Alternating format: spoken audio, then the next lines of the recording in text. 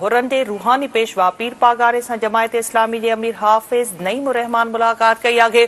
मुलाकात दौरान मुल्क की हाणोकी सियासी सूरत हाल ऐं गडियल दिलचस्पी के मामलन ते ख्यालन की डेवट कई वई। बिन्ही अगवानन मुस्तक़बिल में सियासी मुलाकातुन जो सिलसिलो जारी रखण ऐं अवामी मसलन के हल लाइ गॾिजी कम करण ते इतफाक़ कयो।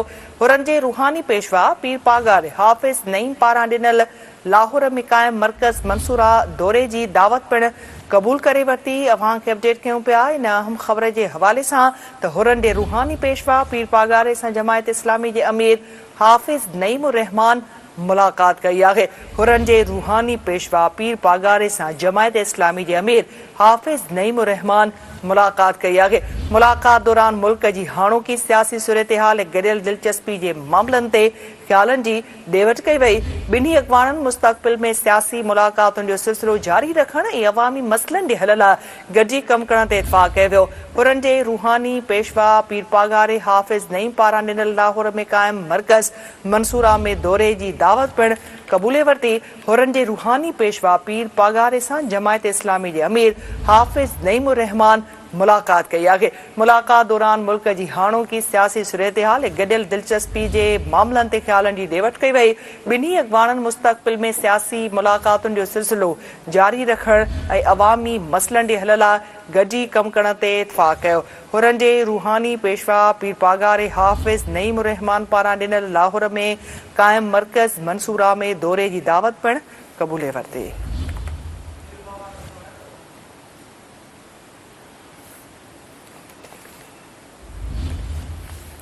हुरंदे रूहानी पेशवा पीर पागारे से जमायत इस्लामी के अमीर हाफिज नईम उर रहमान मुलाकात कई आहे।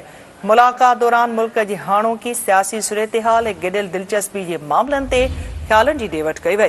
बिन्ही अगवानन मुस्तक़बिल में सियासी मुलाकातुन जो सिलसिलो जारी रखण ऐं अवामी मसलन के हल लाइ गॾिजी कम करण ते इतफाक़ कयो। हुरंदे रूहानी पेशवा पीर पागारे हाफिज नईम उर रहमान पारां ॾिनल लाहौर में कायम मरकज़ मंसूरा में दौरे की दावत पिण कबूल करे वरती।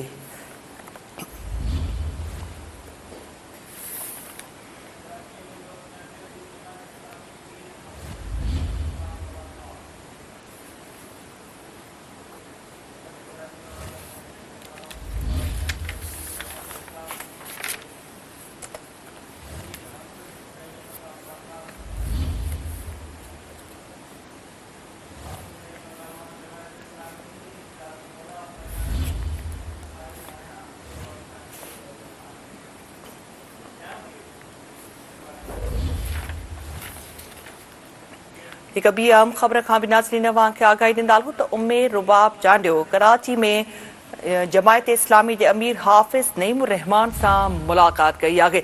ही अहम खबर अवां सां शेयर कयूं पिया कराची में तो उमेर रुबाब चांडियो जमायत इस्लामी के अमीर हाफिज नईम से मुलाकात कई आहे। उमेर रुबाब जो चवण है तो हाफिज नईम रहमान जमायत इस्लामी जा थोड़ा मञण लाइ आई आहियां। क़त्ल केस जो फैसलो उबतड़ आयो बदकिस्मती से जवाबदार पीपीए से लाॻापियल आहिनि। ही अहम मुलाकात थी है। उमेर रुबाब चांडियो जी इन हवाले से नाज़रीन अवां खे अपडेट कयूं पिया तो उमेर रुबाब चांडियो कराची में जमायत इस्लामी के अमीर हाफिज नईम उर रहमान से मुलाकात कई आहे। ही अहम खबर नाज़रीन अवां सां शेयर कयूं पिया। उमेर रुबाब जो चवण है तो हाफिज नईम उर रहमान जमायत इस्लामी जा थोड़ा मञण लाइ आई आहियां। हुन चयो त क़त्ल केस जो फैसलो उबतड़ आयो बदकिस्मती से जवाबदार पीपीए से लाॻापियल आहिनि। कराची में अहम खबर नाज़रीन अवां सां शेयर कयूं पिया।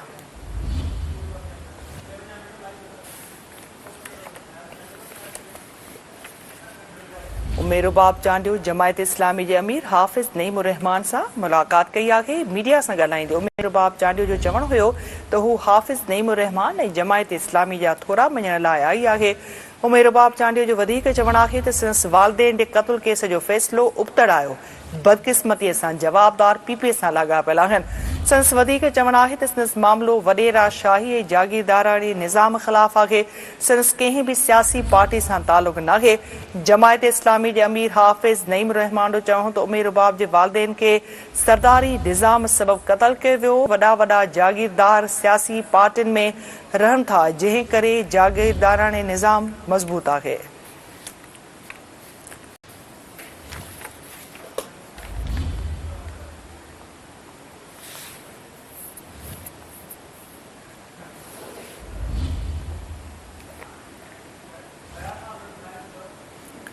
उमेर रुबाब चांडियो जमायत इस्लामी के अमीर हाफिज़ नईमुर रहमान से मुलाकात कई है। ही अहम खबर नाज़रीन अवां खे ॾियूं पिया त कराची में उमेर रुबाब चांडियो जमायत इस्लामी के अमीर हाफिज़ नईमुर रहमान से मुलाकात कई है।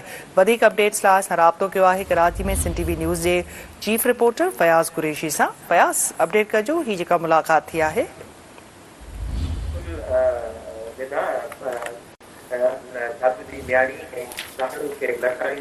उमेर बाब है वह सरदारी निज़ाम में जागीदारी खिलाफ न सिर्फ संदरो बधी छॾियो आहे बल्कि उन पंहिंजे घरां निकिरी मुलाक़ात जो फ़ैसिलो कयो आहे। जिन सिलसिले में मुख़्तलिफ़ सियासी अॻवाननि सां हुन मुलाक़ात जंहिंमें ख़ासि तौर ते पीर पागार सां मुलाक़ात खां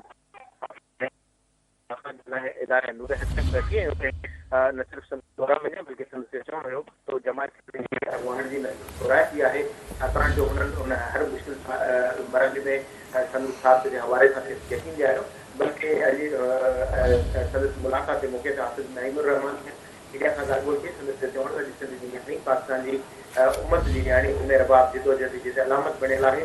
उते सभु वालदेन जे क़त्ल बाबति केस नतीजो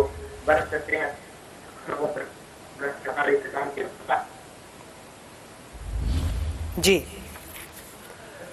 ठीक है फयाज़ अपडेट करण लाइ वॾी महिरबानी।